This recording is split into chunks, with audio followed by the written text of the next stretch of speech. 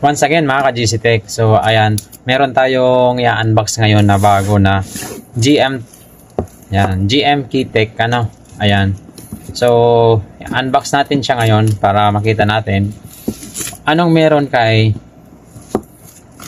GM Keytech. So, ayan siya. Powered by AMD Ryzen, ano. So, ito yon, napakaliit. Mini desktop PC na ito. So, ito na yung bagong trend ngayon. So, taon-taon nagbabago-bago yung mga gadget natin, ano. Yung kung meron kang malaking computer, desktop, palitan mo na ng ganito. So, napakaliit na lang. So, ayan. So, ang meron sa kanya ito na lang yung kanyang CPU. Yan, kailangan mo na lang ng monitor. So, ito naman yung mga kasama niya. Yung guide. At meron siyang kasama ito, yung lagayan niya. Napakaganda. So, ito yung kanyang charger adapter. Ayan. And ito naman yung kanyang power cord. Ayan. At ito naman yung kanyang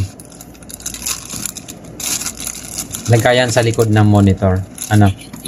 Dito.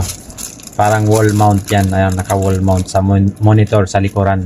So, ganun lang. Kadali. So, meron monitor na yung kailangan mo and keyboard. So, hindi na ikaw maghanap ng malaking space para sa iyong computer desktop. So, napaka ganda nito mga ka-GC Tech.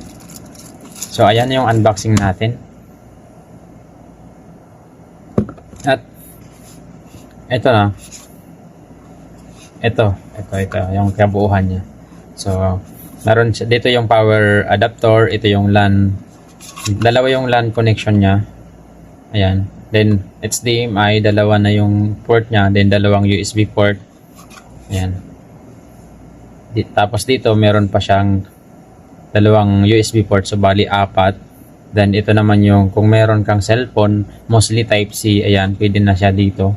At ito naman yung sa earphone, ano, ito naman yung power. So ayan. So ayan, that's all for the day for unboxing. So see you on my next video for review ng ating GM Keytech. Kung bago ka pa lang sa aking channel, huwag mo naman kalimutan i-click yung subscribe button and i-click yung like and share para sa aking video tutorial ma-update ka lagi. I-click mo yung bell button. Ano? See you on my next video guys. Thank you. Have a good day.